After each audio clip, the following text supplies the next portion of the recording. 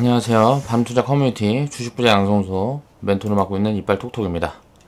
오늘은 이슈 체크 영상을 준비했는데요. 미중 무역 협상 스몰딜이 이제 진행이 됐었죠.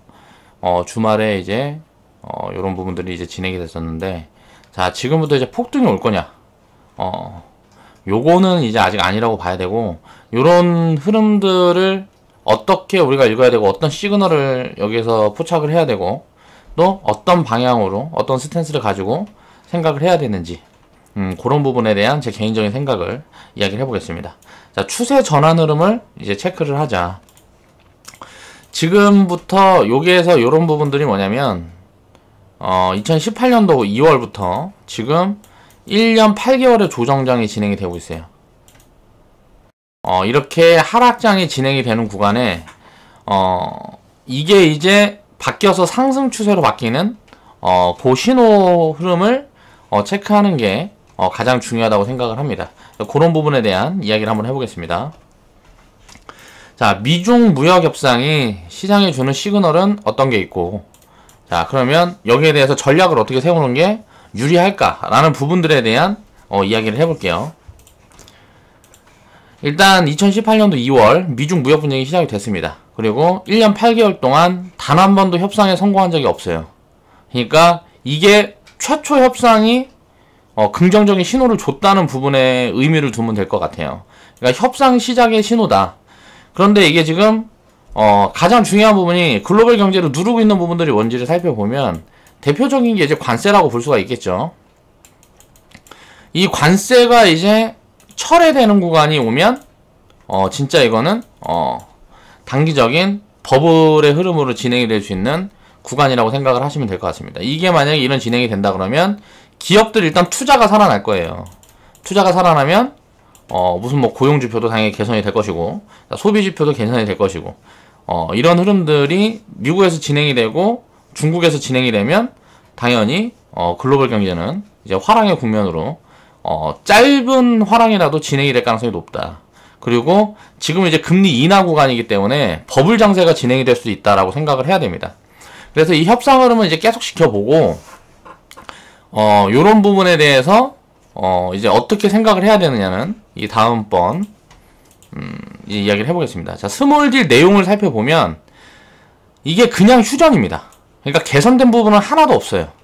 그러면은 실질적으로 경제에 기여하는 거는 별 뭐가 없겠죠. 그런데 뭐가 다르냐면 심리적인 부분이에요. 투자 심리. 이게 확실하게 개선이 되는 부분들이 보여진다. 자, 환율 같은 부분에서 일단 먼저 보여주죠. 1200원대에 있다가 이게 1800원까지 1180원까지 내려왔습니다. 요런 부분들이 1150원 밑으로 이제 안정세를 찾아가는 구간들이 올라가면 오게 되면 어떻게 될까요? 당연히 이제 반등이 진행이 될 수가 있고요. 이 반등폭이 강하면 강할수록 자, 바닥을 확인하는 신호로 우리가 볼 수가 있습니다. 그러니까 여기서 시그널은 어떤 걸 봐야 되냐면 무역 협상의 스몰 딜이 진행이 됐는데 여기서 오는 시그널은 제가 보는 시그널은 간단해요. 자, 협상을 처음으로 진행을 했다. 그럼 이제 미국도 더 이상 버티고 가기 힘든 구간에 왔다. 라고 생각을 하는 거고요. 그렇다면 이거는 이제 실질적으로 기업들이 이익에 기여하는 부분들이 없기 때문에 기업 이익은 확실하게 늘어나는 포지션들이 나온다라는 것들을 보려 그러면 기업 투자가 살아나야 된다는 거죠.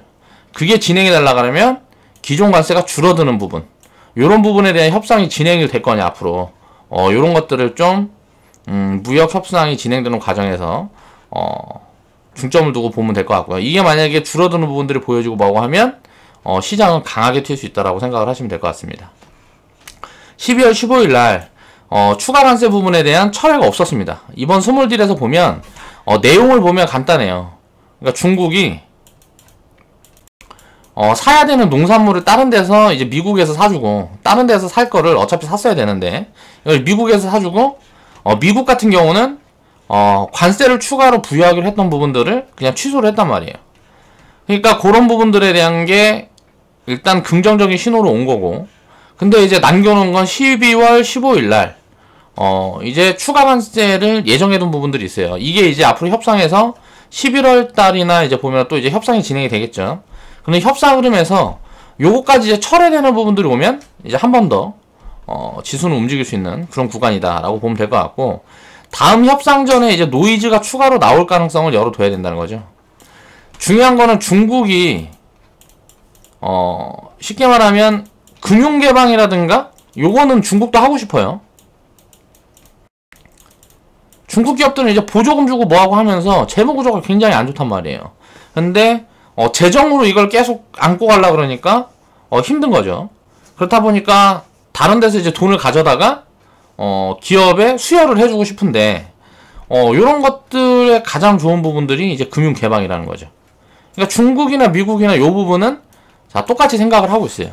그런데 지금 뭐가 있냐면 지적재산권. 중국에서 예를 들어서 중국에 진출을 해서 중국에서 기업을 운영을 하게 되거나 뭐 예를 들어서 공장을 증설하거나 하게 되면 어떻게 되냐면 어느 정도 기간이 지나면 무슨 강제적으로 기술 전환을 하는 그런 부분에 대해서 뭐 사인을 하고 해야 되는 부분들이 있다 그래요. 그런 부분들에 대해서 이제 이거 하지 말아라.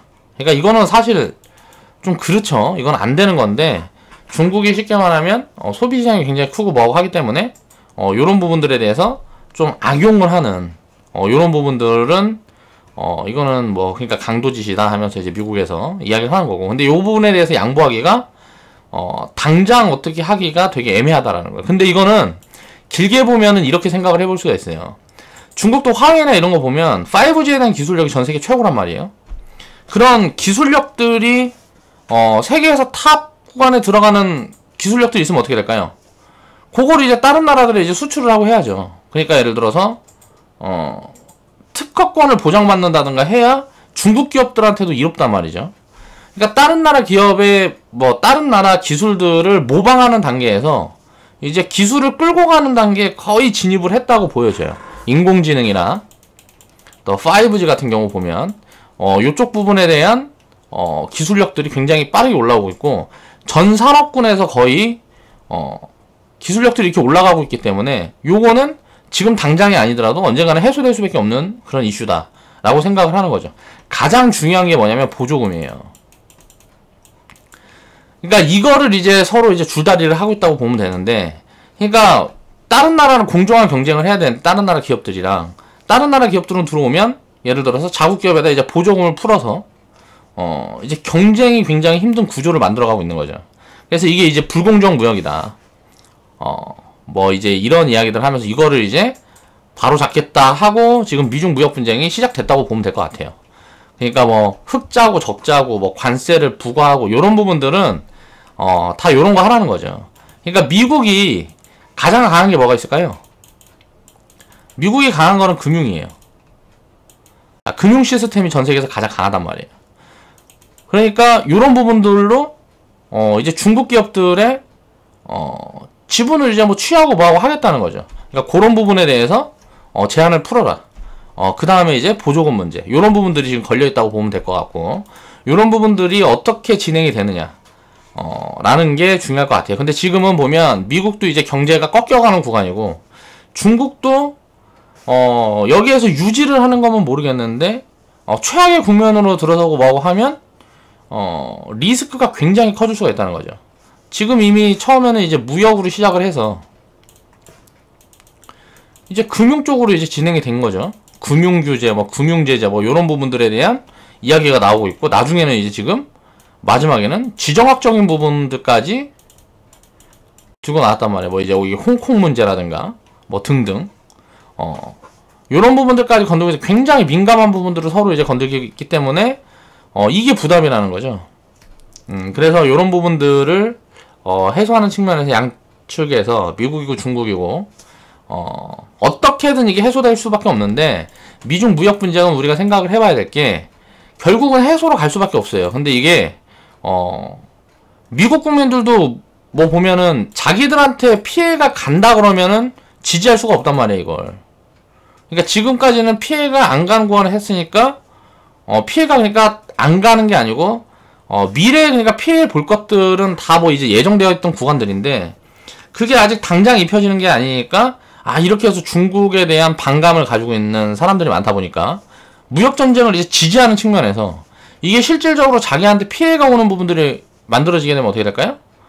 당연히 빨리 협상해라, 요런 식으로 스탠스가 바뀌겠죠. 미국민들의 스탠스가 바뀔 거라는 거예요. 그러니까 그런 부분들이 진행이 될 정도 되려 그러면 어떻게 돼요? 경제는 완전히 꺾인 다음일 거란 말이에요. 그러니까 이렇게 되고 협상을 할 거냐? 중국도 마찬가지죠.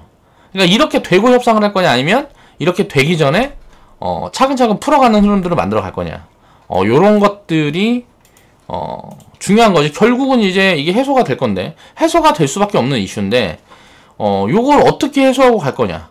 완전히 무너진 다음에 이제 뭐 둘 다 이제 협상 흐름으로 갈 거냐, 아니면 그렇게 되기 전에 뭔가 협상 신호를 보여줄 거냐, 그런 부분들을, 이거는 예측이 불가능한 거기 때문에 어떻게 될 거다 라고 예측을 한다기보다 대응을 어떻게 해야 될까 라는 부분에 초점을 맞춰야 된다고 생각을 합니다. 그동안 이제 중국이 협상에 적극적이었는데, 그거는 이제 관세가 막 부과되는 과정이었기 때문에 작년 2월 달부터, 18년도 2월 달부터 이제 중국이 협상에 적극적이었는데, 미국이 계속 추가 관세 부과하고 추가 관세 부과하고 또 추가 관세 부과하고 하면서 중국을 계속 때렸단 말이에요. 그러니까 이미 데미지를 입을 만큼 입었어요, 중국은. 근데 미국은 이제 거기에 대한 데미지를, 이제 그 데미지가 이제 입혀질라는 찰나에 있는 구간이란 말이에요. 그렇다 보니까 지금 협상 신호가 지금 나온 부분들이, 자, 미국도 이제 협상을 원하는 구간에 들어갔다는 거죠. 근데 이제 중국은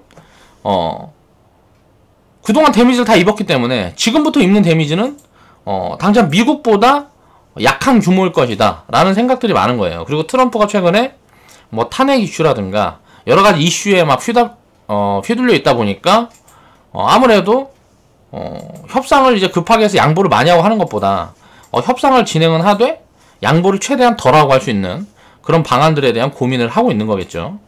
그래서 요번에 스몰딜 같은 경우 보면, 이건 사실 뭐 스몰딜이라고 하는 것도 좀 웃긴 것 같아요. 그냥 서로 협상에 대한 의지가 있다라는 걸 보여준 부분들이 그냥 심리적인 안정감을 좀 줄 수 있는 투자에 대한 그런 부분들을 만들어줬다 정도로만 보면 될 것 같습니다. 그동안 이제 중국이 협상에 적극적이었는데, 지금은 이제 미국이 더 적극적이다 라는 부분들을 이해를 해야 된다는 거고, 이건 이제 미국의 경제 지표도나 시그널들이 계속 보여지면서 지금 위기감을 조성을 하고 있는 거죠.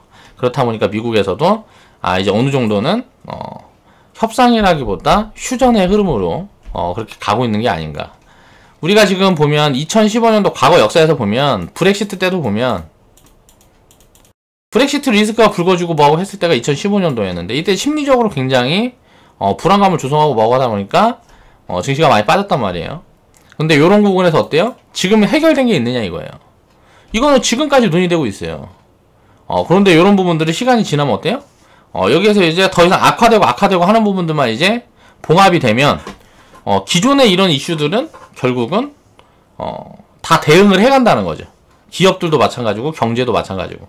그래서 시간이 이렇게 끌린다 그러면 여기서 협상 타결이 있지 않다 그래도 그렇게 뭐 크게 나쁘게 볼 필요는 없다. 다만 여기에서 더 이상 악화되는 부분들은 없어야 되겠죠. 그런 부분들이 오면 당연히 충격은 있을 거고요. 자, 미국과 중국이 이제 함께 무너지느냐.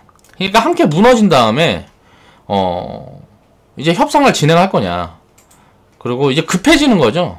이제 경제가 이제 같이 무너지게 되면 지지율이라든가 여러가지 정권 부분들이 좀 이제 흔들리는 부분들이 만들 수가 있기 때문에 지금 우리나라만 봐도 경제가 되게 안 좋고 뭐하고 하다 보니까 무정부에서 계속 소득주도 성장이 어쩌니 되도 않는 정책 갖고 자꾸 얘기를 하고 경제가 좋아질 거다, 좋아지고 있다, 이런 식의 되도 않는 소리 하고 뭐하고 하다 보니까 어때요? 양극화가, 그러니까 그 민심에 대한 양극화가 엄청 심해지는 것 같아요.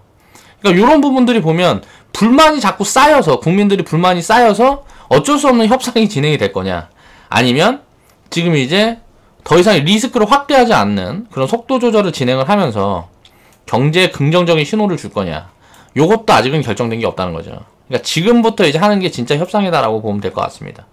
그래서 올해 하반기라든가 내년 상반기까지는 이런 부분들에 대한 이슈적인 것들이 시장에 영향을 많이 끼칠 것 같고, 요런 부분에 대해서 좋은 이야기가 나온 다음에 지수가 만약에 단기적으로 폭등을 한다 그러면 이제 현금을 조금 늘려놓는 포지션을 봐야 될 것이고, 지금에 더 밀린다 그러면 어때요? 지금은 굉장히 저평가 구간이기 때문에 지금은 주식을 무겁게 가져가고, 만약에 추가 리스크용이 나와서 또 밀린다 그러면 더 이상 이제 많이 빠질 때는 없다고 저는 보고 있습니다.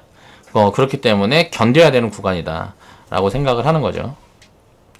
코스피 지수가 이제 이거를 이제 지수 측면으로 이야기를 해보면, 코스피 지수가 2150포인트를 넘어서는 구간이 가면, 자, 2019년도 8월에 5일날, 6일날 폭락이 나왔었죠.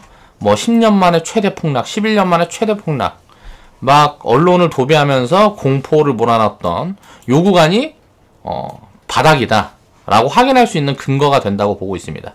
그러니까 요런 이거는 이제 어떤 시그널을 주는 거다. 코스피 지수가 2150포인트를 넘어가는 구간이 오면 요렇게 생각을 해보시면 될 것 같고요. 그렇게 되면 장기적인 추세 전환, 자, 바닥에 만들어졌으면 이제 올라가는 일밖에 없잖아요. 그러니까 요런 신호로 볼 수가 있겠다. 그래서 코스피 지수가 2150포인트를 넘어가는지 그 구간을 좀 보면 될 것 같고요. 자, 코스피 지수가 2300포인트를 넘어가는 구간이 오게 되면 요때는 이제 무역 협상이라든가 여기에서 긍정적인 어떤 신호가 더 이상 여기서 확대되는 흐름이, 무역 분쟁이 확대되는 흐름이 진행이 되지 않고 기업 투자가 살아나는 어떤 그런 시그널들이 나오고 신호가 나와야 이제 코스피 지수는 2300포인트에 도달할 수가 있을 거라고 보고 있어요. 근데 저는 개인적으로 도달할 거라고 보고 있습니다. 이제 기업 투자가 살아나고 글로벌 경제 흐름이 개선이 되어야 이제 상방에 보일 거라는 거죠. 경제가 이제 돌아서는 흐름이 보일 거라는 거예요. 그러면 어때요? 이때부터는 가치를 따져야 된다는 거죠. 제가 보고 있는 적정 가치는, 자, 코스피 지수가 지금 구간에서는 2300포인트에서 2400포인트에 가면 지금 요 구간은 거의 시장 밸류로 적정 가치 구간에 근접한 구간이 아니냐. 그래서 요 구간이 오면 이거는 싼 구간이 왔을 때 다시 살아나갈 수 있는 어느 정도의 현금을 만들어갈 포지션이다 라고 생각을 하고 있습니다. 자, 결국 장기적인 경제 흐름은 기업들의 4차 산업 시대를 준비하는 투자 흐름에 달려있다. 그리고 4차 산업에 뒤처지면 생존이 어렵다. 결국 이 무역 분쟁이란 부분들은 이게 장기화가 된다 그래도 더 이상 악화되지 않는다는 확인을 해줄 수 있는 그런 시그널, 그런 것들이 만들어지거나요. 그 시그널은 뭐가 있어요? 경기가 진짜 안 좋아져 버리면서 더 이상 뭐 이제 관세 부과를 추가를 한다든가 뭐 이렇게 할 수 없는 그런 단계, 그게 온다거나 아니면 기업의 투자가 진짜로 늘어나는 부분들이 확인이 되는 구간들이 오면 그때는 이제 시장은 움직일 거라는 거예요. 그러니까 결국은 투자 자금이 들어가느냐 안 들어가느냐예요. 경제 자금의 1%, 상위 1%는 다 기업들이 쥐고 있겠죠. 이 기업들이 돈을 풀면 어떻게 돼요? 자, 경제는 가는 겁니다. 근데 어때요? 불확실성을 자꾸 만들어 놓고 뭐하고 하다 보니까 기업들이, 자, 4차 산업으로 투자를 해야 돼요. 4차 산업 시대에 뒤처지면 안 되기 때문에 투자를 해야 되는데 이 시기를 점치고 있는 구간이라는 거죠. 이런 불확실성을 어느 정도 해소해주는 시그널을 준다 그러면 기업 투자는 바로 살아날 거라는 거예요. 왜요? 자, 이 4차 산업을 준비를 해야 되기 때문에. 그러면 이런 투자가 살아나면 어떻게 될까요? 결국은 움직일 거라는 거예요. 이게 여기에서 눌렸다가 횡보를 하고 갈지, 자, 그냥 움직일지, 지금 구간에서 빠졌다가 갈지, 이거는 누구도 모른다는 거죠. 근데 어떻게 대응 전략을 세워야 되냐? 밀린다 그러면 지금 싸니까 기업 가치로 봐야 된다는 거예요. 가치로. 시장 가치, 기업 가치로 봐야 된다는 거예요. 이게 밀린다, 예를 들어서. 그럼 싸다. 그럼 주식 비중을 무겁게 갖고 가야 된다는 거예요. 그리고 올라간다, 어떻게 돼요? 자, 적정 가치 구간을 산출을 해야 되는 거죠. 이 가치 구간이라는 거는 계속 변화하는 거기 때문에 비싼 구간과 싼 구간, 이게 지수 포인트가 뭐 3000포인트가 있으면 뭐 이제 나중에 뭐 이제 3년 후에 3000포인트가 있다고 비싸고 싸고 뭐 그런 게 아니란 말이에요. 우리나라 기업들이 이익을 얼마나 내느냐, 그런 부분들에 대해서 이제 추적을 해나가면서 이제 대응 포지션들을 봐야 된다는 거죠. 자, 그림으로 한번 살펴보겠습니다. 1년 8개월의 긴 하락장의 마무리 신호가 저는 개인적으로 코스피 2150포인트를 넘어가는 구간이라고 생각을 하고 있습니다. 요 구간이 넘어가게 되면, 자, 언론 같은 데서 어때요? 주식방송 같은 데서도 주도주의 이야기들을 굉장히 많이 하게 될 거예요. 자, 여기에서 대표적인 거는 이제 OLED를 얘기를 많이 할 거고요. 그 다음에는 자, 카메라 모듈을 이야기를 많이 할 겁니다. 자, 이게 이제 이야기가 많이 나오고, 그 다음에 뭐 이제 5G 같은 것도 이야기가 나올 것이고, 그 다음 반도체 같은 경우도 이야기가 나올 것이고, 반도체 같은 경우는 지금 이제 바닥을 돌아나서는 그런 흐름을 보여주고 있고요. 5G는 이미 주도주 흐름이고, 주도 섹터 흐름이고, OLED 카메라 모듈이 이 5G를 잇는 그런 주도 섹터로 돌아설 걸로 저는 개인적으로 보고 있어요. 그런 흐름들이 딱 보여지는 시기가 2150포인트를 넘어가는 구간에는 이제 우르르 슈팅이 나오는 그런 포지션들이 만들어질 거라는 거예요. 그게 어떤 섹터일까? 저는 개인적으로 이렇게 생각을 하고 있는데, 이게 맞는지 아닌지를 2150포인트가 넘어가는 구간에는 자, 확인을 해봐야 된다는 거죠. 그 포지션들을 보고 있는 거고요. 2018년도 2월달부터 미중 무역 분쟁이 시작이 됐습니다. 그리고 6월달에 저는 지금처럼 이렇게 될 때까지 미국과 중국이 놔두질 않을 거라고 생각을 했어요. 그래서 협상에 타결이 될 거다라고 생각을 했기 때문에 6월달에 이게 협상에 타결이 되면 어떻게 된다? 버블로 간다 라고 개인적으로 생각을 하고 있었어요. 그렇기 때문에 이때 주식 비중을 100% 채워서 가자. 밀리면은 견디면 되는데, 이때 제가 코멘트를 계속 했던 부분들이 밀리면 견딘다. 근데 올라가면 따라 살 수 있는 구간이 안 나온다. 그래서 지금 담아야 된다라는 관점이었어요. 그리고 나서 예측은 벗어나서 추가 관세를 부과를 하면서 폭락이 나왔고요. 단기 폭락이. 반등이 나온 척 하다가 자, 2018년도 10월에 역사적인 단기 폭락이 진행이 됐죠. 이때 사람들은 많이 패닉에 빠졌고요. 자, 패닉에 빠지니까 어떻게 돼요? 그 자리가 바닥이 되는 겁니다. 이때 신용이 굉장히 많이 털렸죠. 그냥 쥐고 있으면 돼요. 그런데 어때요? 이렇게 패닉 셀이 나오면 어떻게 돼요? 사람들은 공포에 질린단 말이에요. 그러면서 던지게 되는 거죠. 자, 공매도는 야, 이제 신용장고가 나오면 반대 매매가 나온다는 것도 알아요. 이빠이 때려버리는 거예요. 왜? 매수세가 자취를 감추고 있기 때문에 때려놓으면 이기는 거니까. 그러니까 어떻게 돼요? 요런 구간이 오면 굉장히 급격하게 빠지면서 저평가 종목들이 엄청나게 만들어지는 거예요. 이미 시장이 싼데 거기에서 저평가가 더 확대되는 거죠. 그러면 살 돈 있으면 더 사는 거고, 살 돈이 없으면 그냥 견뎌야 되는데, 이 구간에서 부채를 활용을 해서 예를 들어 신용 비중을 늘려놨거나 한 사람들은 전부 다 깡통 난 거예요. 2018년도 10월에. 그리고 몰빵으로 들고 있던 사람들도 작살이 난 거고. 그리고 나서 이제 반등이 들어와서 회복이 되고, 자, 또 협상이 진행될 거다 하는데 또 협상 결렬 추가 관세가 나오면서 5월 달에 자, 하락이 진행이 됩니다. 자, 2018년도 2월 달부터 자, 18년도 10월 달까지 18년도 2월 달부터 자, 8개월 동안 빠질 건 다 빠졌단 말이에요. 미중 무역 분쟁으로 빠질 거는 다 빠졌어요. 이걸 어떻게 아느냐? 자, 5월 달에 빠진 게 어때요? 이 저점을 깨진 않고 마무리가 되고 돌아서는 흐름이 보이잖아요.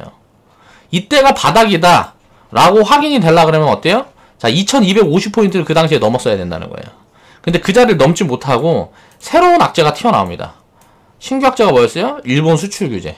그러면서 또 단기 폭락이 진행이 되고 8월 6일날 8월 5일날 뭐 역사적인 뭐 하락 어쩌고 저쩌고 하면서 하루에 뭐 3% 뭐 5% 이렇게씩 빠지면서 또 공포에 몰아넣죠. 근데 어때요? 이때는 시종이 8조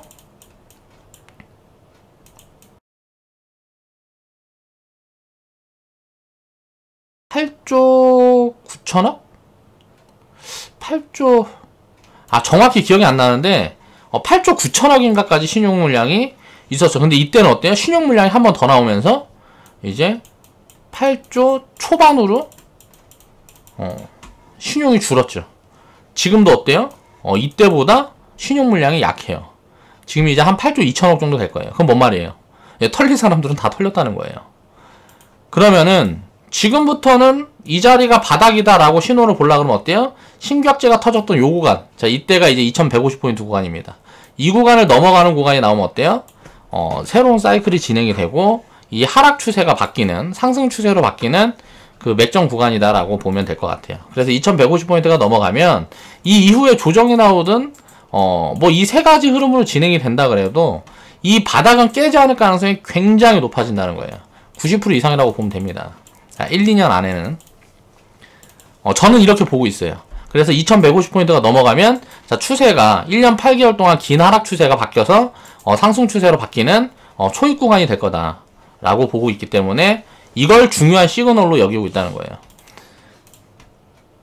그리고 2300포인트 자 이 구간이 넘어오면 이때부터는 어때요? 자 이때는 이제 가치를 논해야 되는 구간이다. 그래서 2300포인트 구간에 도달을 하면 자 현금을 20%에서 30% 만들어가는 포지션을 취해가려고 대응 전략을 세워두고 있습니다. 자 2300포인트가 올라가려면 자 기업들 이익이 115조가 나와야 돼요. 기업의 총이익이 코스피 기업들의 총이익을 합한 게 120조가 나오면 적정 가치가 2400포인트라는 거죠. 2020년도에 이게 만들어질 거냐 라는 부분들을 체크를 해보면 반도체 같은 경우는 2020년도에 이렇게까지 회복되기는 어려울 것 같아요. 근데 다른 섹터들이 지금 보면 뭔가 좀 많이 돌아서는 흐름들이 보여지고 있기 때문에 요 정도 금방 어디는 만들어지지 않을까. 또 2021년도에는 이때보다 더 좋은 어떤 신호가 만들어지지 않을까 라고 개인적으로 생각을 하고 있습니다. 그래서 이제 증시는 움직이는 구간이 올 거고 요 구간이 오게 되면 이제 이 구간은 기술적으로도 저항 구간이고 기업 가치로 봐도 이제 바로 여기에서 올라갔다가 뻗어나가기가 굉장히 어려운 구간이기 때문에 현금은 어느 정도 만들어서 밀릴 때마다 채워가기 위해 만드는 겁니다. 현금이라는 거는 시장을 리스크하다고 생각을 해서 만드는 게 아니고 리스크를 관리하기 위해서 관리하는 게 아니고 자, 밀리는 구간에 살 돈이 없으니까 만드는 거예요. 저는 항상 그런 관점으로 현금 이야기를 합니다. 그래서 요런 정도의 저는 개인적인 스탠스를 가지고 있습니다.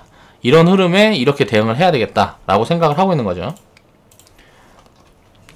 그 다음에 보면 이제 비중관리와 회원분들의 계좌 현황. 이걸 이제 이야기를 하는 이유는 이게 지수가 내려가고 뭐하고 견딘다 그래갖고 내가 망가지는 게 아니란 이야기를 하는 거예요. 수익은 항상 기다리는 거예요. 언제 만들어주냐. 요렇게 반등 구간이 나올 때, 자, 요렇게 반등 구간이 나올 때 또 추세가 전환돼서 움직일 때 수익이 만들어지는 거예요.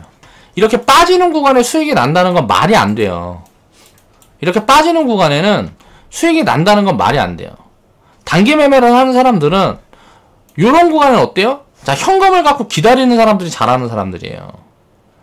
그리고 근데 어때요? 시장을 보면 지나고 나면 이렇게 보이는데 이게 이렇게 될지 이렇게 위로 올라갈지를 모르는 거죠. 그래서 장기적인 스탠스로는 뭘 봐야 되냐? 지금 싸냐? 비싸냐? 가치 논리로 접근을 해야 된단 말이에요. 싸다 그러면 어때요? 비중이 무거워도 리스크한 게 아니에요. 지금이 비싸다 그러면 어때요? 비중을 어느 정도 관리를 해야 되는 거죠. 왜? 비싸다는 건 뭐예요? 버블이란 소리니까. 이 버블이 꺼지는 구간이 왔을 때 더 사야 될 거 아니에요. 이런 부분들 때문에 포지션들을 달리하는 거다. 자, 2018년도 6월에 자, 주식 100% 사인을 냈습니다. 그리고 2018년도 10월에 4개월 지났는데 마이너스 20%. 지수가 한 마이너스 20% 빠졌어요. 이때가 2500포인트였으니까. 자, 사인을 제가 드린 걸 보면 요때까지는 그냥 주식 비중 100% 이야기를 했습니다. 주식 비중 100%. 기다려라, 견뎌라 얘기만 계속 했어요. 그리고 나서 반등이 들어왔을 때 요 구간에서 현금 5%를 만들어도 되고 안 만들어도 된다. 자, 만든 거는 바로 채웠죠. 그리고 나서 자, 9월 달에도 현금 5%를 만들었던 거는 밀리는 날마다 바로 채웠어요. 여기에서 또 이제 주식 100%를 채웠죠. 자, 2150포인트가 넘어가는 구간에 자, 현금 5% 10%를 만드는데 이거는 어떻게 채울 거냐면 현금 5% 10% 만들어서 밀리는 날마다 사는 거예요. 1%씩. 그렇게 해서 주식 비중을 100%를 갖고 2300포인트까지 가겠다는 거예요. 여기에서 지금부터 2300포인트까지 다이렉트로 그냥 올라갈 가능성은 굉장히 약하기 때문에 2150포인트가 넘어가면 어때요? 저 추세 전환이라고 그랬는데 현금을 만든다 그러잖아요. 이건 무슨 말일까요? 추세 전환 신호가 왔으니까 자, 현금을 만들어서 자, 밀리는 구간에 더 사자는 거죠. 그러니까 어때요? 현금을 5%에서 10%만 이야기를 하는 거예요. 현금을 많이 만드는 게 오히려 리스크하다고 얘기를 하는 거죠. 왜? 지금은 저평가 구간이라고 나는 보고 있으니까. 회원분들 계좌를 보면 우리는 이제 계좌 현황을 같이 좀 공유를 합니다. 그러면 2017년 18년도 1월에 미중 무역 분쟁이 시작하기 전에 자, 수익률이 찍혔던 것보다 2018년도 4월에 자, 수익률이 찍혔던 게 수익률이 좋은 분들이 훨씬 많아요. 회원분들 중에. 이건 무슨 말일까요? 여기서 대응을 제대로 한 거예요. 지수가 이렇게 빠졌어도 어때요? 자, 반등이 요만큼만 들어오면 수익률은 다 회복이 된다는 거죠. 이게 왜 가능할까? 지수라는 건 뭐예요? 전체 평균이에요.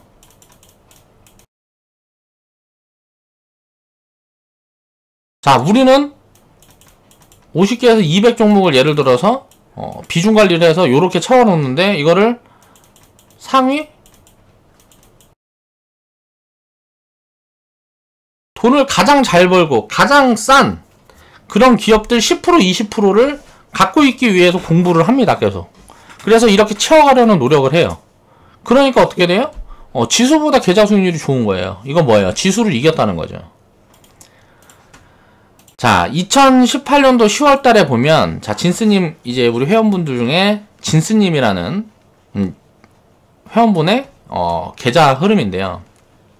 자, 18년도 10월 달에 이렇게 폭락이 나왔을 때, 요때 계좌 수익률이 어때요?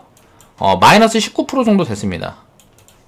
자, 2019년도, 8월 달 이 폭락이 지나고, 요 구간이 왔을 때, 지수는 어때요? 2018년도 10월하고 비슷한 구간이에요. 근데 계좌 수익률은 어때요? 차이가 많이 난다는 거죠. 지금 이제 플러스 2%로 돌렸으니까. 지수는 18년도 10월이랑 비슷한 구간인데 계좌는 어때요? 수익률이 차이가 얼마나 나요? 자, 21% 이상 나잖아요. 지수보다 이만큼 이기고 있다는 거죠. 지수 수익률보다 이기고 있다는 거예요. 이거는 잘하고 있다는 거라는 거죠. 이런 부분들을 인지를 해야 돼요. 그리고 지수가 이제 돌아서기 시작하고 할 때 이런 것들을 계속 체크하고 가면서 이런 흐름들을 계속 살피면서 수익률 관리를 하는 거죠. 지수가 2150포인트가 넘어가면 어떻게 대응할 거다. 2300포인트가 넘어가면 어떻게 대응할 거다. 이런 부분들을 미리 전략을 세워놓고 그런 구간이 왔을 때 어떤 포인트를 어떻게 짚어볼 거다. 이런 것들 생각하고 공부해 가면서 투자는 진행을 하는 거라는 거예요. 그러면 지금 요렇게 됐는데, 자, 이렇게 내려와 있는 구간에 계좌는 이렇게 관리를 해놨습니다. 이건 뭔 말이에요? 지수 방어를 그러니까 계좌 방어를 잘 해놨다는 거예요. 자, 여기 구간에 주식 비중 100% 갔던 구간 2500포인트가 지수가 다시 지금 구간에서 지수가 2500포인트가 올라가면 어떻게 될까요? 요 구간의 수익률은 어떻게 될까요? 지금보다 훨씬 좋아지겠죠. 그러니까 2018년도 6월에 수익률하고 이때 수익률하고 비교를 해보면 어떻겠냐 이거예요. 수익률이 훨씬 좋아지겠죠. 계좌 방어를 이렇게 잘 해놨으니까 이걸 잘했다고 생각을 해야 된다는 거예요. 지금 이렇게 잘 지켰다는 거는 이거는 잘한 거예요. 그러니까 지금 구간에 이렇게 밑에 있는 구간에 주식을 시작한 거랑 똑같잖아요. 지금 이 구간에 손실이 없다는 거는 이 구간에 주식을 시작한 거나 똑같은 거잖아요. 그럼 2150포인트가 넘어가고 진짜 내가 전망하는 것처럼 이때부터 추세가 시작이 된다고 가정을 해봤을 때 어때요? 바닥에 처음 투자를 시작한 거나 마찬가지의 흐름을 만들어 놨다는 거예요. 이런 부분들을 생각을 해야 된다는 거죠. 그리고 이 수익이 쌓이고 하면 어떻게 될까요? 나중에는 손실이 영원히 불가능한 구간에 만들어져요. 그런 구간은 어때요? 수익이 쌓이니까 그런 구간들이 만들어진다고. 지수가 어떻게 되든지 간에, 경제가 어떻게 되든지 간에, 그런 부분들을 만들어가는 그 과정이 항상 필요하다는 거죠. 그래서 이런 대응 전략들을 미리 잡아놓고, 여기에서 우리가 포트폴리오를 어떻게 구축을 해놓고, 요 흐름들을 체크를 해서 다음 방향성은 어떻고, 자, 회원방송에서 이런 부분들을 계속 이야기를 해드리고 있죠. 제가 회원분들한테.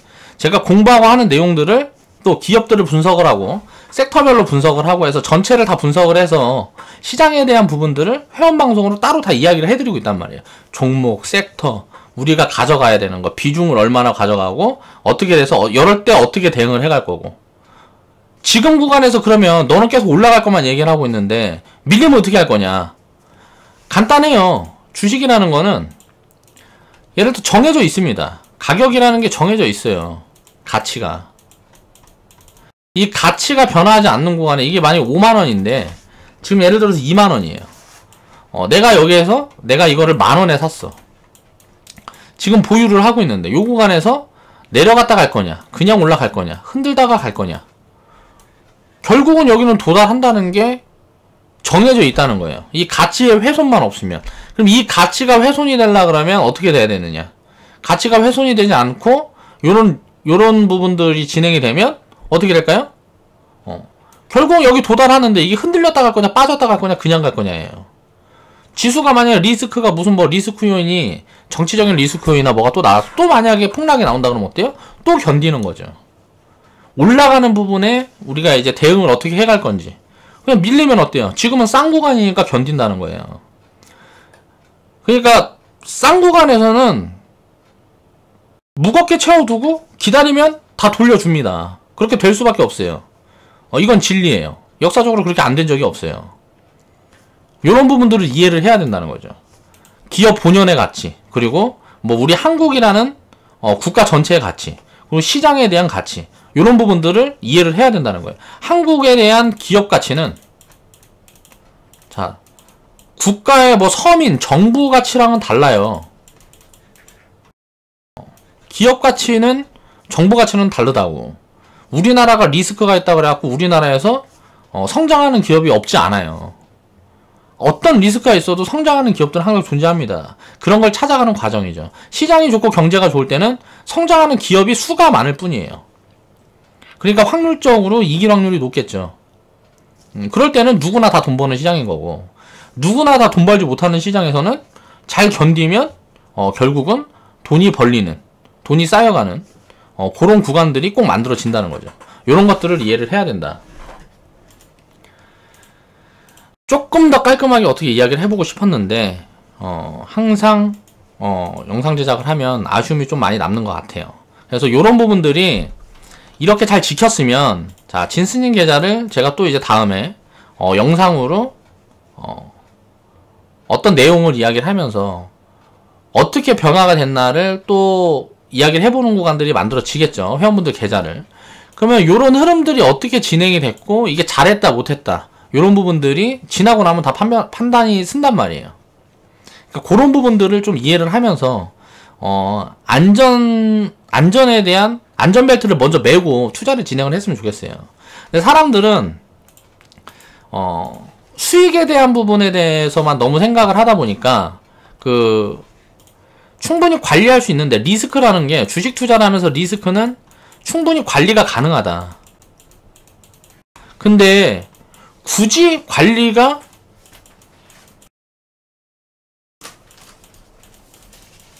리스크를 관리가 불가능하게 운영을 하는 거예요. 예를 들어 신라젠 같은 거 11만원에 몰빵 들어갔다고 치자고요. 지금 만원이야. 이거 어떻게 해야 돼요, 이거? 근데 예를 들어서 티슈진이 상폐됐다고 치자고. 근데 이거 상장 폐지됐는데 1%가 들어갔어. 그럼 이거 관리가 되잖아요. 이건 관리가 가능하다고. 내가 계좌 비중에 이 티슈진이라는 종목을 갖고 있는 게 뭐 자산 비중의 1%, 2%야. 그럼 이건 관리가 가능한데, 이거 몰빵 들어갖고 티슈진에 이렇게 거래 정지돼, 이건 관리가 불가능하잖아, 이제. 그러니까 관리 불가능한, 시스템도 없는 그냥 투기적인 관점으로 주식을 한다는 거는 언젠가는 망하겠다는 소리예요. 관리가 가능하게끔, 리스크에 대한 관리가 가능하게끔 만들어 놓고 수익을 극대화할 수 있는 방법들을 찾아가는 게 저는 투자라고 생각을 합니다. 그러니까 이 영상을 보시는 분들도 다 그런 부분들에 대해서 좀 생각을 해보셨으면 좋겠어요.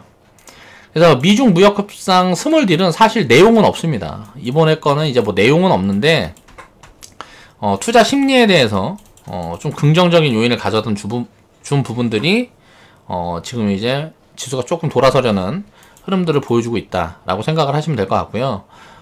이 협상이 어떻게 되든지 말든지 장기적인 관점에선 중요하지 않다. 그냥 기업 가치, 시장 가치를 보고 그런 것들이 늘어나는 포지션이 빨리 올 건지 늦게 올 건지 이런 부분들을 체크를 해가면서 가치에 집중을 해서 투자를 해야 된다. 그렇다 보면 이런 리스크는 결국은 지나간다. 운이 좋으면 빨리 지나가는 거고, 조금 나한테 수익을 줄 기간이 조금 더디게 올 수도 있다는 거죠. 요런 리스크 구간이 있을 때 이게 좀 장기화되고 뭐고 하면. 근데 지금 이제 뭐 한 1년 8개월 빠졌는데 이 리스크가 한 1년 8개월 정도 진행이 됐어요. 저는 개인적으로는 이제 해소가 되려는 국면으로 지금 오고 있는 게 아닌가 라고 생각을 합니다. 노이즈가 뭐 중간중간 나오더라도 이제는 더 이상 뭐 쓸 카드도 이제 관세 카드도 뭐 더 이상은 이제 뭐 없는 것 같고, 미국 같은 경우도 경제 지표가 꺾이는 구간에서 요런 이제 무역 전쟁을 계속 진행하기가 쉽지 않다 라고 개인적으로 생각을 하고 있기 때문에 아무래도 추세 전환 흐름이 보여주고 이제 상승장으로 돌아서는 흐름이 올해 하반기에 만들어질 거냐 내년 상반기에 만들어질 거냐, 그 부분에 대한 좀 있을 것 같아요. 그래서 여기서 노이즈가 좀 나오고 뭐고 하면 올해 하반기에는 못 돌아서고 내년 상반기에 돌아서는 흐름이 나올 거고, 나올 가능성이 높다고 보고 있고요. 만약에 이 협상에서 만 11월 달이나 어떤 시그널을 더 만들어준다 그러면 이제 긍정적인 스탠스를 가지고 이제 시그널을 한두 번 더 보여준다 그러면 추세는 미리 돌아설 거다 라고 보고 있습니다. 그래서 추세 전환 흐름이 진행이 되면, 자, 주도 섹터, 주도주들, 그러니까 시장에서 가장 강하게 움직이는 걸 주도주라 그러죠. 이거 주도주는 시장을 끌고 가는 거고, 주도주가 아니고 대장주. 시장에서 가장 강하게 움직이는 대장주들, 그리고 주도 섹터 내에 있는 대장주들, 주도 섹터를 내가 내 포트폴리오에 얼마나 비중을 채워놓고 있는지, 그런 부분에 따라서 수익률은 달라지겠지만 좋은 장이 올 거라고 보고 있습니다. 자, 오늘 영상 마무리하겠습니다.